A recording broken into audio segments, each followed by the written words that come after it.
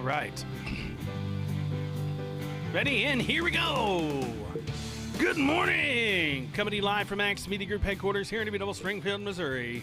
It's the Morning Drive with Matt and Jay with your hosts. Matt and Jay. Yay. Easy, easy. Calm down, everybody. Calm down. Good morning. Right. Come on. It's a beautiful day today. It is a beautiful day. It's a little nippy out there. A little tidbit. It's nice. Depends on what you're wearing, I suppose. Yeah, like this right here is perfect for out there. Yeah, it is. It was nice. In the sun, anyway. Good morning, everybody, and welcome to the Morning Drive with Matt and Jay. My name is Matt. My name is Jay. Glad to have everybody on board with us today. Yeah. It's a beautiful day in the neighborhood. It's a bit It nippy is. out there. But my furnace works at the house. I very rarely use it because I have those oil radiator heats. You know what I'm talking about? Uh-huh. Oh, I guess I'm supposed to be doing stuff. What are you supposed to be doing? Axe Media Group live stream. Oh, yeah. I'm going to like that and share it to Facebook. I changed my profile picture. I saw that. I liked it. I loved it. I did the heart. You did the heart? Yeah. And oh, they're coming in on my photo. This is the first time I've actually looked at the comments on it.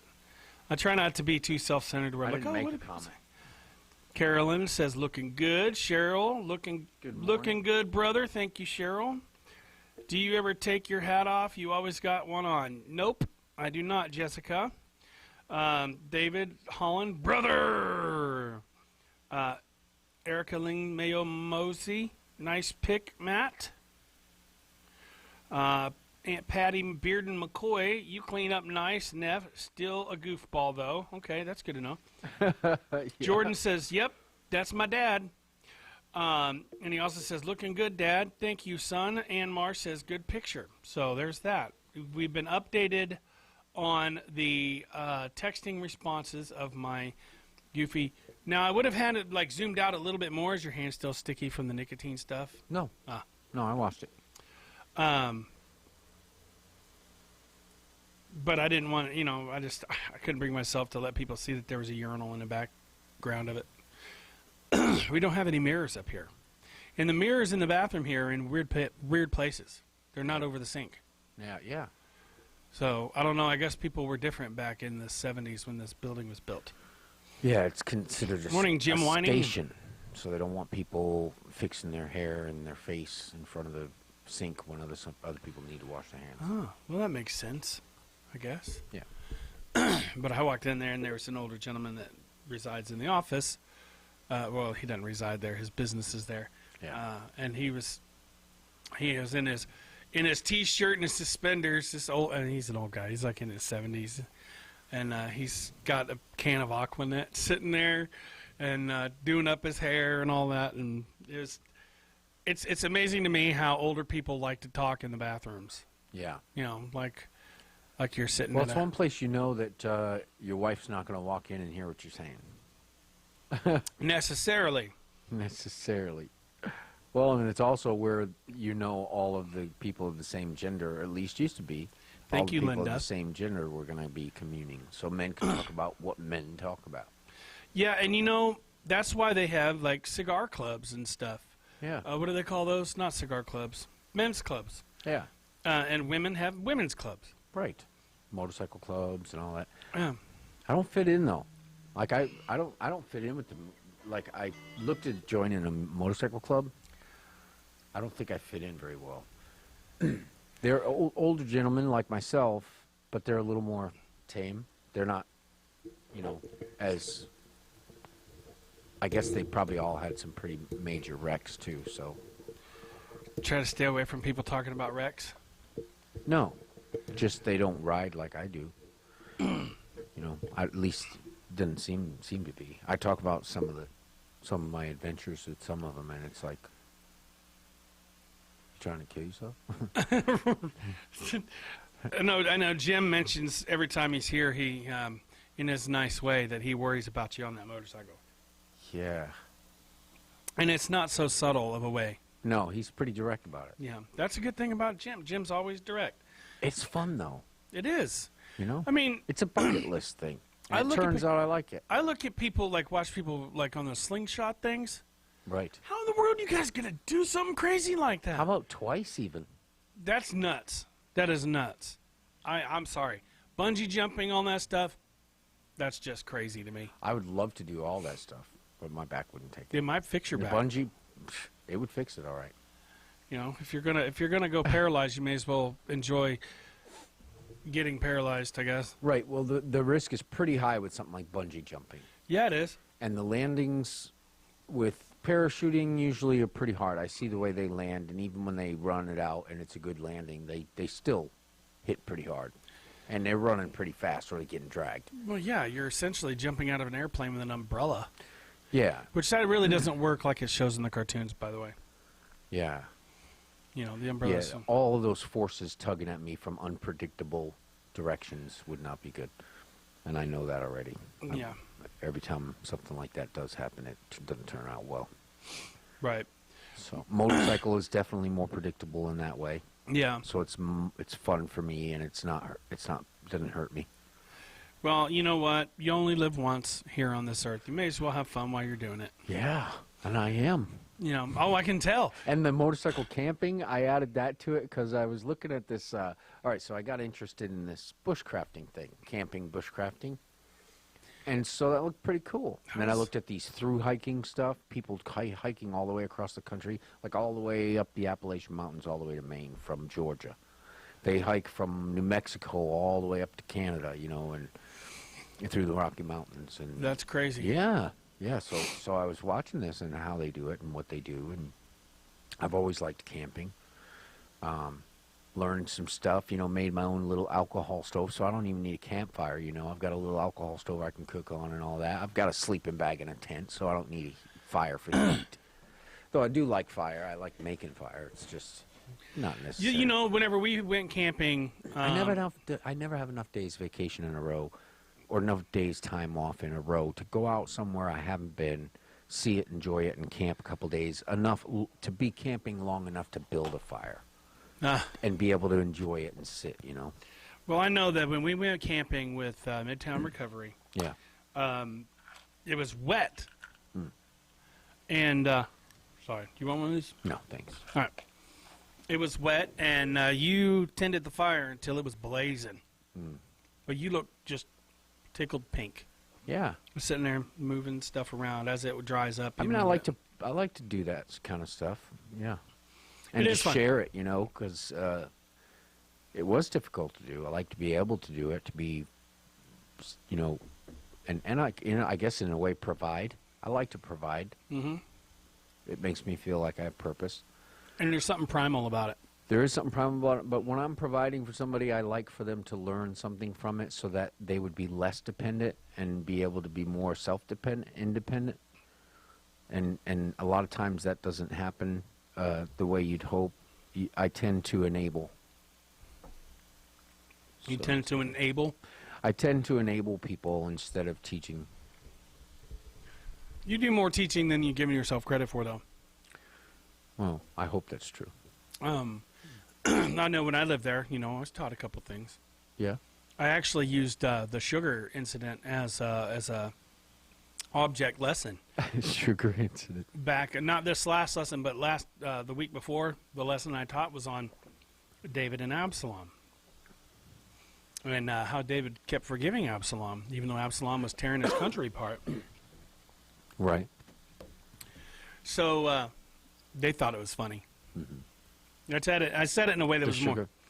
I said it in a way that was more entertaining, Right. but they laughed at that. I was like, you know, if you know something bothers your friend, you probably should not do it. Yeah.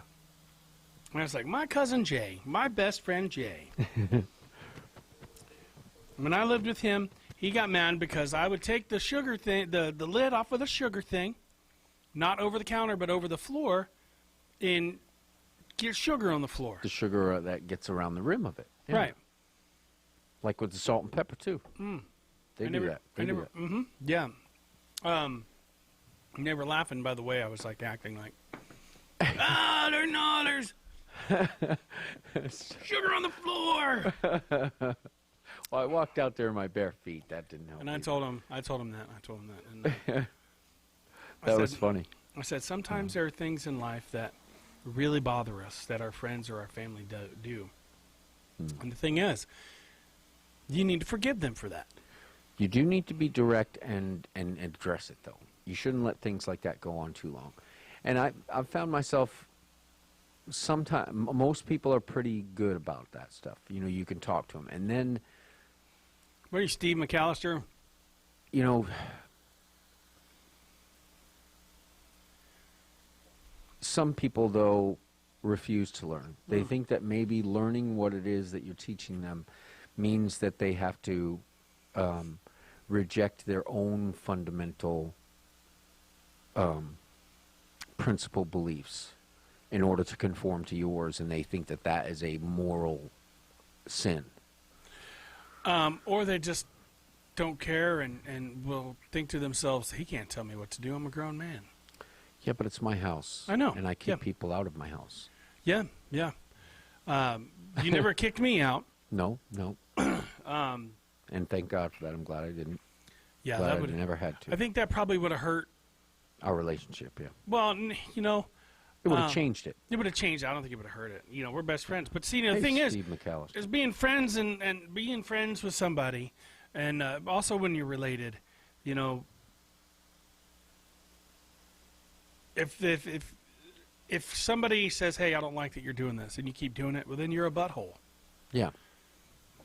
I mean, point blank. If you don't care how the other person feels about something that you're doing,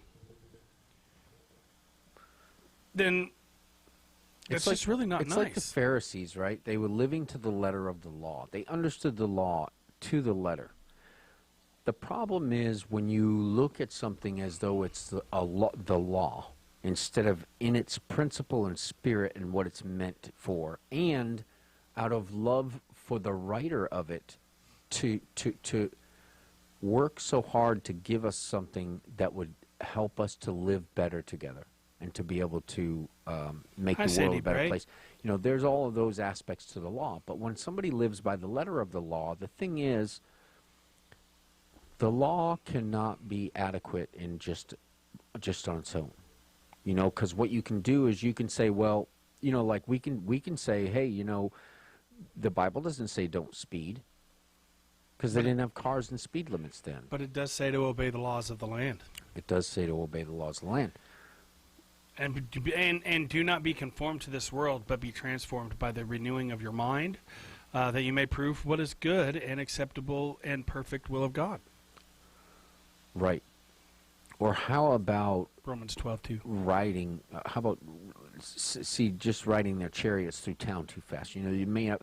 What I'm trying to say is that when you look at the law as on its own, you can look at the letter of it and find out where you can get away with something because it's not in the law. You know what I mean? It's not illegal. There's loopholes. There's allowances. There's things that you can do and get away with because it's just not illegal.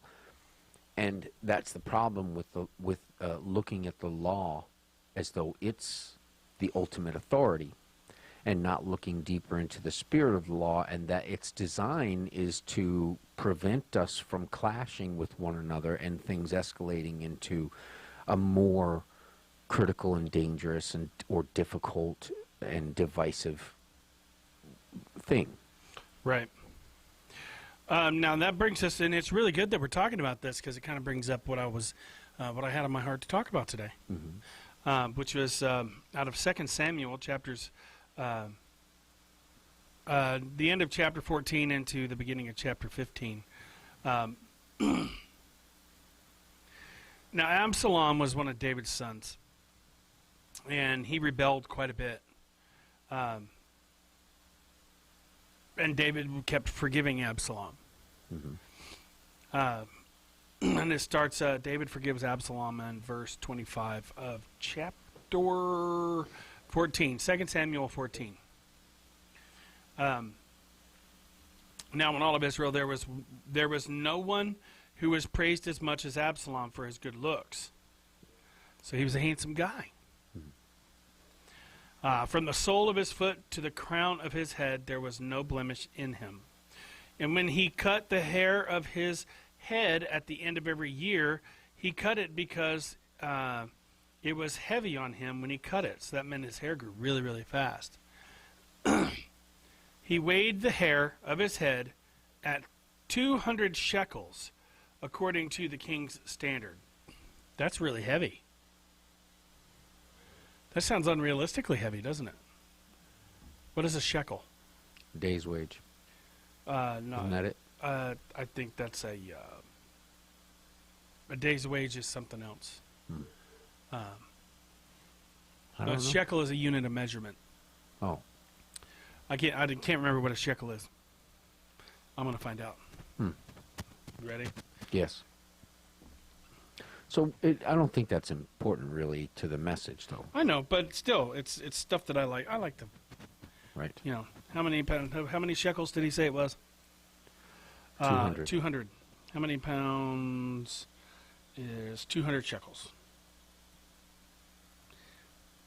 I think it's CH. Chicken breast? How do you spell shekel? SH or CH? SH. 44.33 pounds sterling. That don't sound right either, does it? I think it's money. I think pounds. We're talking about English.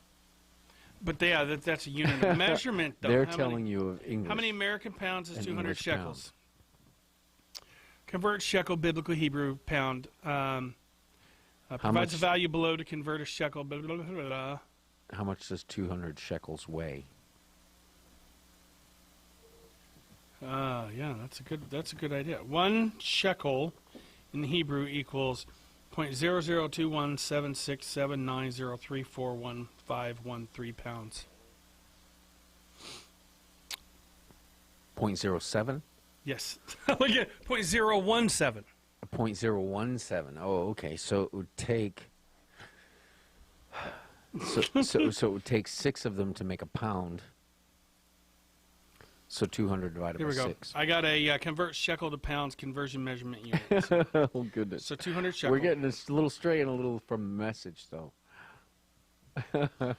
5 pounds. Right. Okay. Good. So his hair I was gonna 5 say pounds. 4, but His hair was 5 pounds. You were going to say 4? yeah. But you didn't know Before if we his, looked into it, I was going to say about 4. that's because we weren't sure if his 0.17 or 0.7. Right? Right. No, because I think that like the average yearly growth of a thick, healthy head of hair is about 4 pounds. I think something like that. I heard that somewhere. All right, so now that we figured that out, it's really, it's important that we figured that out. It means his hair grew fast. Then when he cut his hair, the hair of his head, every year, it weighed 5 pounds. So it was heavy. Having a 5-pound weight dangling from your head. Yeah, I mean, if you didn't cut it then anyways, it would weigh. Of course, quite to a bit. Absalom were born 3 sons and 1 daughter whose name was Tamar. She was a woman of beautiful appearance. David's family was all quite attractive, I'm sure. Absalom dwelt for 2 years in Jerusalem, but did not see the king's face. Therefore Absalom sent for Joab, and then sent him to send him to the king, but he would not come to him. And when he sent again a second time, he would not come. So he said to his servants, "See, Joab's field is near mine, and he has barley there. Go and set it on fire." And Absalom's servants set the field on fire. Real quick, we're gonna do a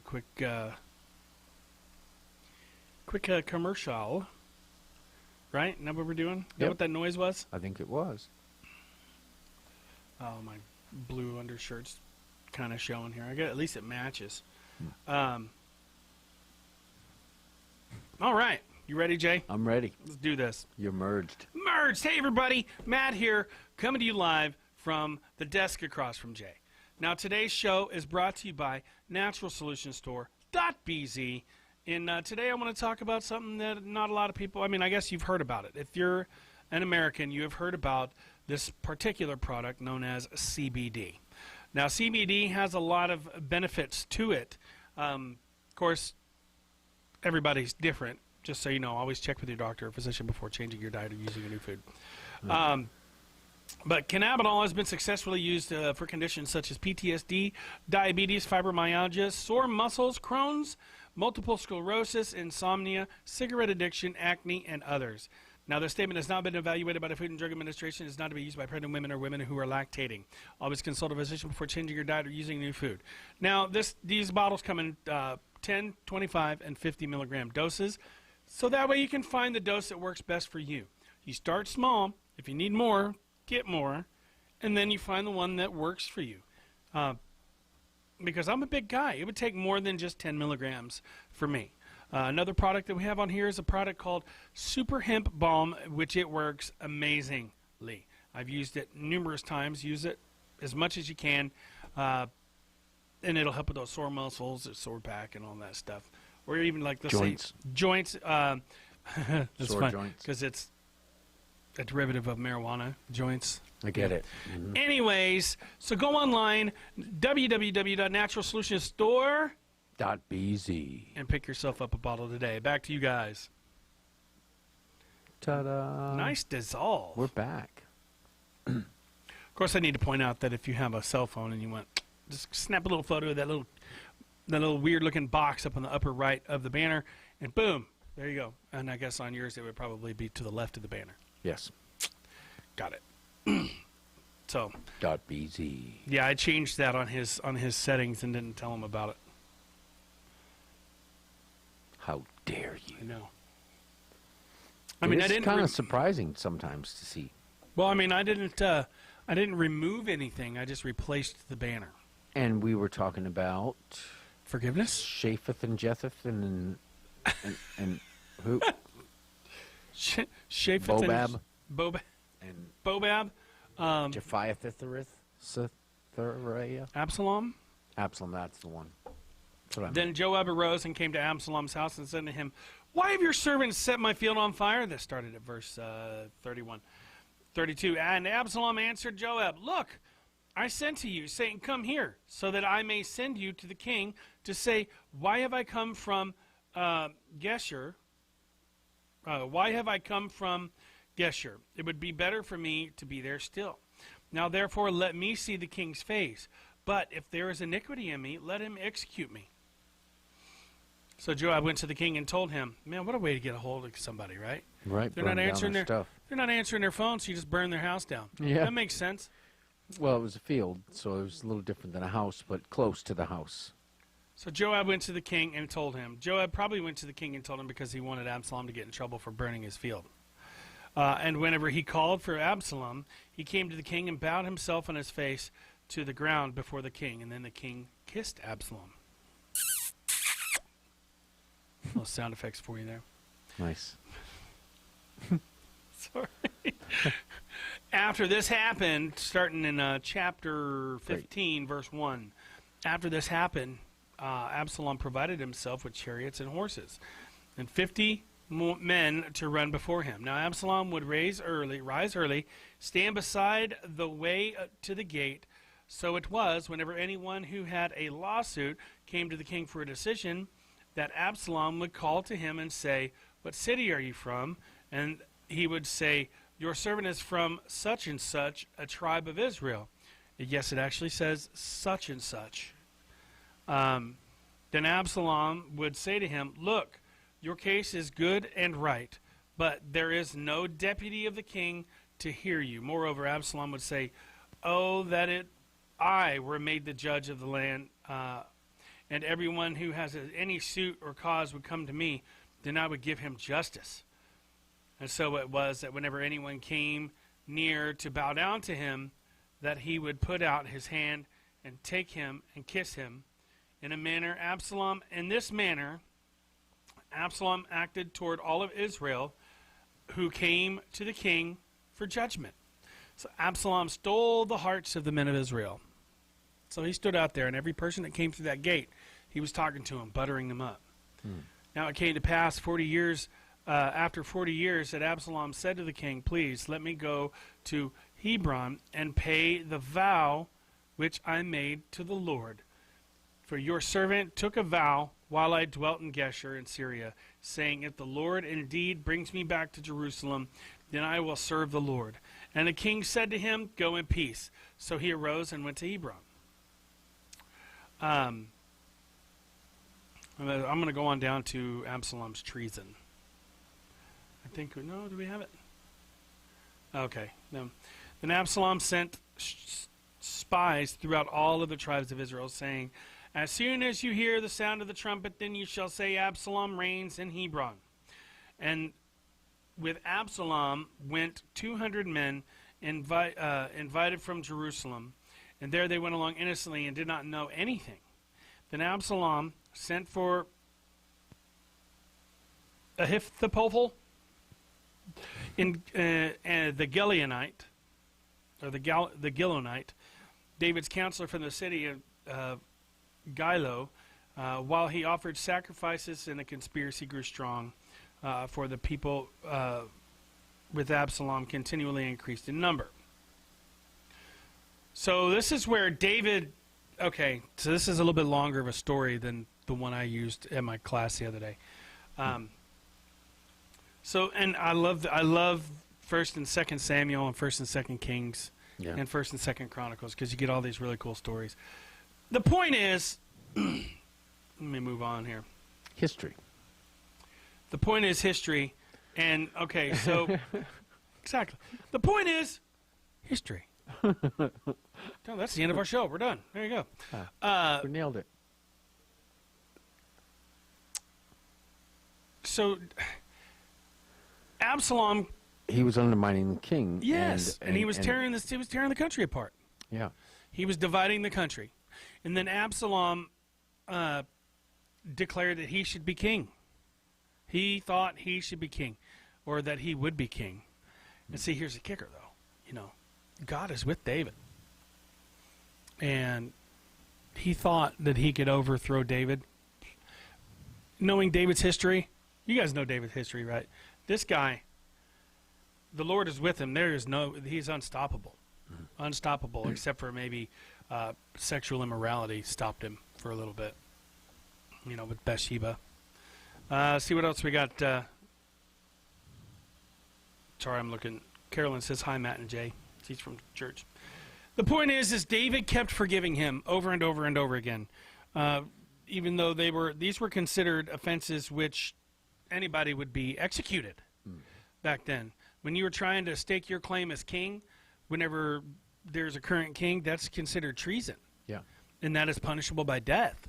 But David told his mighty men, when you catch him, do not harm him. Remember, he is my son. And this goes to show you how strong David's will is in line with the Lord, because his men didn't have that they didn't have the same strength and discipline as David did. Yeah. So whenever they did catch him, because they caught him, because God is with David, they got to thinking amongst each other about, hey, man, this guy is tearing our country apart and trying to overthrow David, our king. And that was an atrocity to them. And they got so mad, they went ahead and killed Absalom, David's son. Now, it didn't go on to say exactly what David did to the ones that killed his son, but I'm pretty sure they were executed for not following the king's orders, because they broke the law. Then they did basically something in my opinion that was just as bad as what Absalom was doing. They undermined the king's decision and made their own. Now, when we give our will, ultimately it was sin. Yeah, absolutely. When we give our will to the Lord, we surrender our will to the Lord, and we say, Lord, you are the one. You are the one who needs to show me how to live my life, to help me to live my life the way you want me to. Whenever we cast him to the side and start making our own decisions, what happens?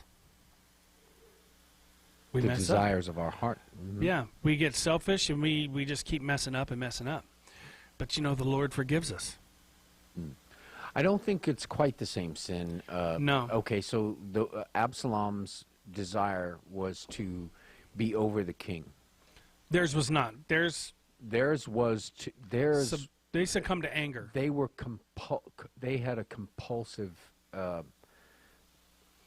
Morning, Jessica Batson. They had a compulsive, like, they were angry, yeah, and they acted out of disdain for what the one had done, which was right in their feeling about him, but not in that they disobeyed the king. So they did disobey the king. Both are disobedience to the king, but one is a desire to have power over the king and to take power. The other one was just to seek justice. And you know what? They were probably so mad that their logical thinking went right out the window. Because this guy caused Well, a and lot then of strife. confronting them, I'm sure the confrontation isn't quite so vividly described, but when you are a soldier and you are soldiers are pretty low on the authority, you know what I mean, the ones who would be sent out to arrest somebody, right? Yeah. So you send these soldiers out to arrest this man who is haughty-minded and thinks he has all the power, who feels like he's above the king and should be the king. You know, this is somebody who's elevated in their mind. Well, then these soldiers come to arrest him, and he's like, who are you? And, of course, he has his own men. Yeah. So you see that now none of this is really described in detail, but you can imagine the build of what. You can also see the similarity to that of God and Lucifer. You know, pride. Pride is what caused it. He was a good-looking man, and he knew it, and he knew that people loved him, and he knew he could sway people. Well, he conspired to steal the love of the people, though. They yeah. didn't just love him naturally. They would Right. probably resent him, and naturally people would probably resent him and feel... What about the ones that went before him unknowingly? Like they knew they were going before him, but they didn't know why.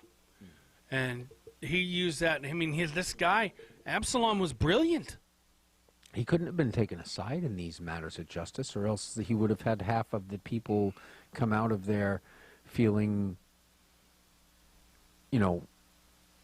upset.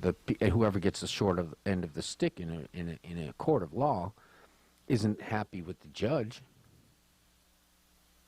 Yeah, I'm trying to find it right now. So he must have been much more smooth-tongued, and he must have done a lot more in private and in secret to keep both sides of every matter of justice loving him, or else he would have had people taking sides. One side would say, oh, I hate that judge. The other side would say, oh, I love that judge. Yeah. Well, also bear in mind that David actually had to flee. Look, it says he escapes from Jerusalem. Said, now a messenger came to David saying, this is verse 13, the hearts of the men of Israel are with Absalom. And so David said to all of his servants who were with him at Jerusalem, arise and let us flee, or we shall not escape from Absalom. Make haste to depart, lest he overtake us suddenly and bring disaster upon us, and strike the city with the edge of the sword. Verse 18, and then the king's servants said to the king, we are your servants, ready to do whatever my lord king commands. Then when the king went out with all of his household after him, I think that includes, all of his wives and, all his servants. So there's quite a crowd, I'm sure. But the king left 10 women, concubines, to keep the house. And the king went out with all of the people after him and stopped at the outskirts. And then all of his servants passed before him. And all of the Cherethites, all the Pelethites, and all of the Gittites, 600 men who had followed from Gath, passed before the king. And the king said to Ittai and Gittite, Ittai the Gittite, that sounds like a Dr. Seuss character almost, why are you also going with us? Return and remain with the king, for you are a foreigner and also an exile from your own place. In fact, you came only yesterday. Should I make you wander up and down with us today? Since I go, I know not where. Return and take your brethren back. Mercy and truth be with you. But Ittai answered the king and said, as the Lord lives, and as the Lord the king lives, surely in whatever my place my lord the king shall be, whether in death or life, even there also shall your servant be. So this is a foreigner that arrived the day before they left. and they're willing to die for King David. So David said to Ittai, "Go and cross over." Then Ittai the Gittite and all of his men and all of the little ones who were with them crossed over. And all of the country wept with a loud voice. And all of the people crossed over to the king himself. The king himself crossed over,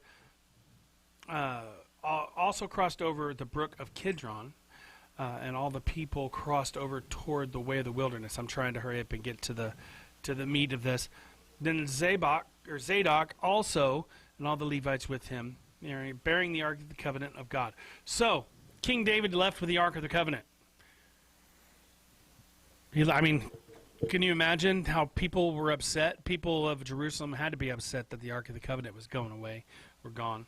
So, okay, and it says, and they set down the Ark of God, and Abiathar went up until all the people had finished crossing over from the city. Then the king said to Zadok, "Carry the Ark of God back into the city, and if I find favor in the eyes of the Lord, he will bring me back and show me both it and his dwelling place.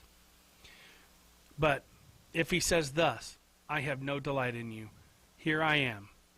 Let him do to me as it seems good to him." So he's given it to the Lord at this point. Well, yeah, because the ark was promised to be, if he, brought it out before his armies, then he would not lose. Right. So he said, put it back in the city, take it back to the city, and if I have done something... He realized that it was God's power, not the ark's power. Right. He said, okay, yeah, and he said, if I've done something wrong, let him do as he will. If he doesn't want me as king, let him kill me. But if he does, let him bring me back into the city and see it and his dwelling place. The king also said to Zadok the priest, "Are you not a seer? Return to the city in peace, and your 2 sons with you, Ahimaaz your son, and Jonathan the son of Abiathar. See, I will wait in the plains of the wilderness until word comes from you to inform me." Therefore Zadok and Abiathar carried the ark back into Jerusalem, and they remained there. So David, we're almost done, folks. I'm trying not to bore you guys too much, but this was on my heart today. So David went up by ascent to the Mount of Olives, and wept as he went up. This is his son is uprising against him. Said, and he had his head covered and went barefoot. And all of the people who were with him covered up their heads and went up, weeping as they went up. Then someone told David, saying, Ahithophel is among the conspirators with Absalom. So this is a guy that's with David. And David said, "Lord, I pray, turn the counsel of Ahithophel into foolishness." I'm sorry.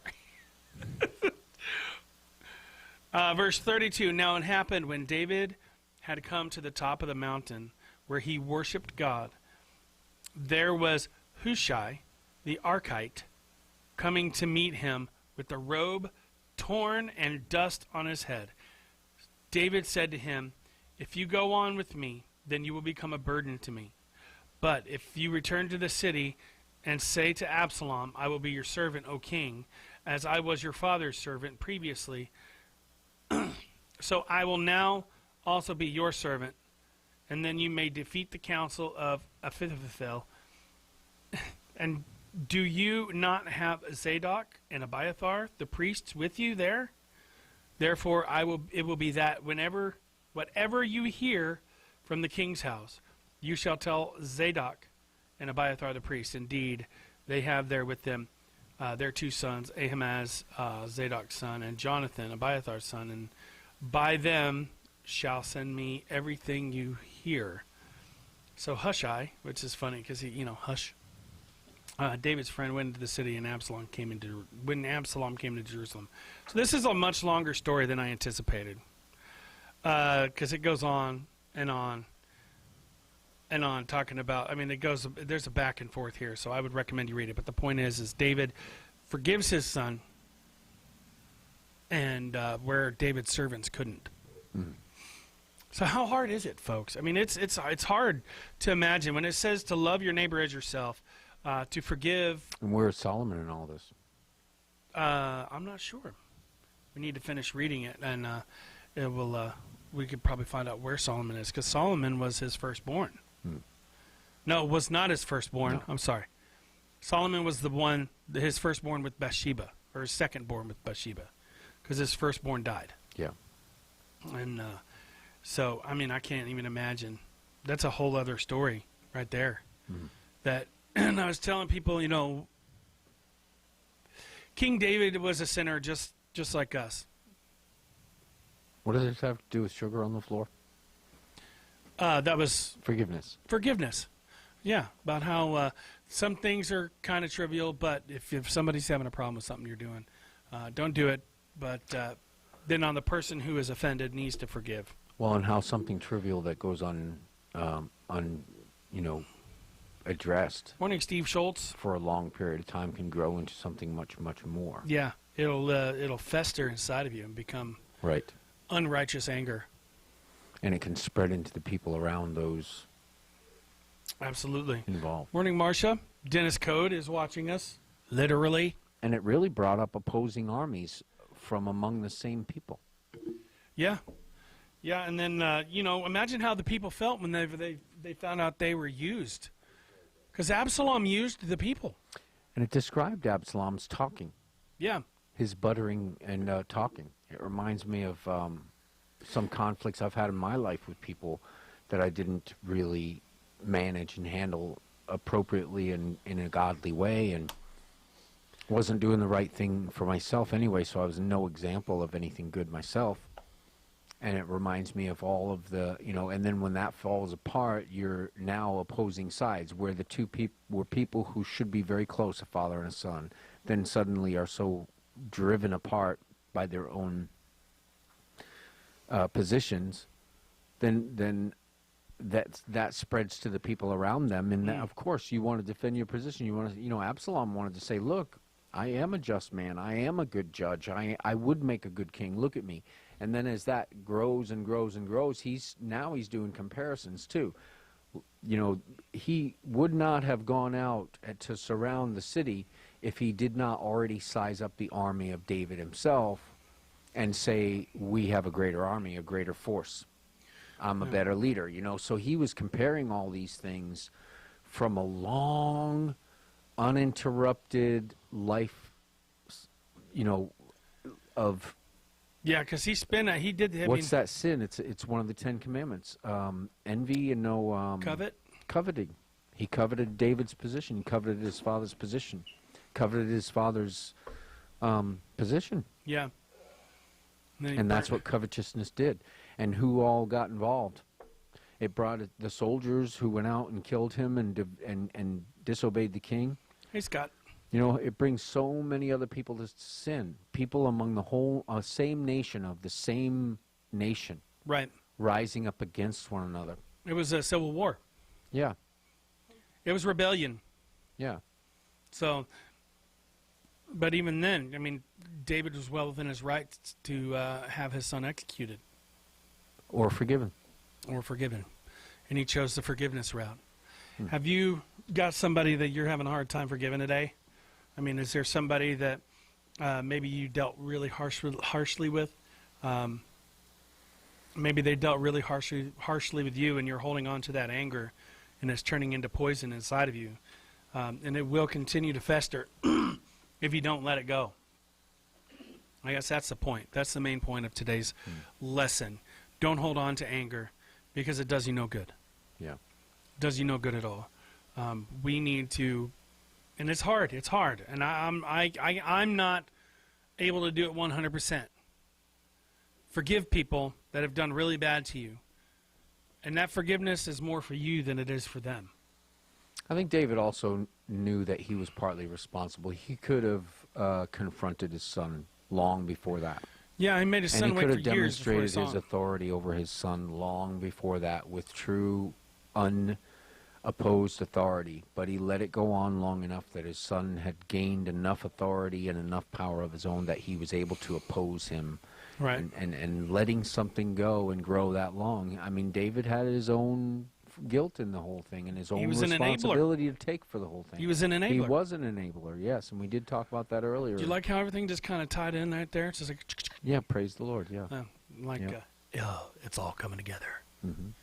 That's all I wanted to talk about today. Nothing big. Excellent. Is time up? No, not yet. Well, almost. Close. Almost. So yeah, if you're holding on to something today, we pray that you find it within yourself. You find the strength in the Lord to be able to forgive. Forgetting would be great, but let's face it, you can forgive, but forgetting, that's more difficult. God forgets because he chooses to, and he has the power to do that. Yeah. We don't. If you forget, they say those who don't remember history are doomed to repeat it. Mm-hmm. And I'm guilty too. I still harbor some hard feelings towards my ex-wife. And I really in my heart, I want to forgive her, and I'm trying to forgive her. And I'm pretty sure she's feeling the same way about me, about all the wrongs that I did. So it's a vicious cycle. If you forgive somebody, like truly, truly, truly forgive, and give them to the Lord, just give them to God. God, I can't handle this no more. Can you deal with this for me? Amen. And the stress will lift off of your shoulders. Yeah. The easiest way for me to come to the conclusion of forgiveness is to understand my own faults in this situation too, and to only look at those, because I mean, of course there's two sides to every story, but I can't change somebody else or tell their story or make them think or do anything. Right. All I can do is accept my own faults, my own flaws, my own mistakes in the situation, my own sins in a situation, confess them openly without blame, without making excuses, and come to an honest conclusion about why I came to those decisions and why I said and did those things, and then give those things to the Lord, and that's how I can change. We're going to go ahead and do the last commercial. We're going to do it a bit early.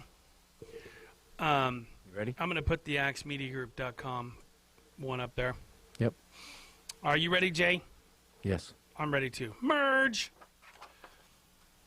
I'm reading off of our new flyer, designed by Jackie Scott. And says, Matt says, that's me. The AxeMediaGroup.com? Yeah. Matt says to catch the Fall Telethon live on Axe Media Group's Facebook page. Don't miss it. Go to Facebook.com/Axe Media Group. Monday, October 28th, and Tuesday, October 29th. Donate to your favorite show. One of them being The Morning Drive, The Happy Hour, Crosswalk of Hope, which is going on just here in just a few minutes. The Gold Standard, or the New Gold Standard, it's called either or. The Basics of Faith, The Power Hour, or Something to Celebrate. Donate to support the veterans programs, autism awareness programs, kidney fund. Promote your business while supporting a worthy cause. You can go to not naturalsolutionsstore.bz, but you can go there. Check it out. There's a lot of cool stuff on there. If you want more information, go to 4321axetreasurer@gmail.com, or you can simply snap a photo of this QR code right there. Right there. All right, so just snap a photo of that. It'll take you right to axemediagroup.com. You can also email us from there. There's a contact us with a whole little format there. You can also, if you don't want to support a whole hour or 30 minutes, let's just say you want to do a donation every month. That'd be great too. We'll take that. Go to axemediagroup.com/please-donate. And Didn't work. Jay's checking it out. Didn't bring me to anything. Well, you have to use a QR scanner. Oh, I thought you said snap a picture. You are snapping a picture, Jay. You have to use a QR scanning. Maybe I don't understand these things. Well, a lot of people, you have a QR scanner app that takes you to where you want to go by scanning the QR code, not necessarily taking a picture. It's just going to be a picture. Well, I've got a couple of pictures of that code, and it doesn't bring me anywhere. All right, well, get another phone and take a picture of that code, and it should take you there. Anyways, so we're really excited about this. It's from 8 a.m. to 8 p.m. the 28th and the 29th. There's going to be a lot of fun, so be sure and be there. Let's go ahead and merge us back there, Jay. I still don't understand. Oh, we're merging us back. Merging us back. The merge back. I will show you how to do I that. zoomed instead of merged. It's That's a all right. tragedy. I'll forgive you this time. So up next on the, they're standing in the, what would you call it? The bullpen. Yeah, the green room. Next up on deck is the Crosswalk of Hope with Dennis and Becky Code. We're glad to have them with us today. Right. So it's time for us to get out of here. It is. Can you believe that? I can believe it. I can believe it too. I just about threw my phone. All right, so that music means it's time for us to go. Jay, thanks for putting up with me. You're welcome. All right, thank you everybody for joining Thank us you. on the Morning Drive today. We'll be back on tomorrow, same time, same channel. For Be putting sure- up with me. You're welcome. Be sure and tune in tomorrow or next for the Crosswalk of Hope with Dennis and Becky Code and whatever lesson that they have up for us today. So until then, my friends, God bless you and keep you. We love you. My name is Matt, My name is Jay. and this has been The Morning Morning Drive. Drive.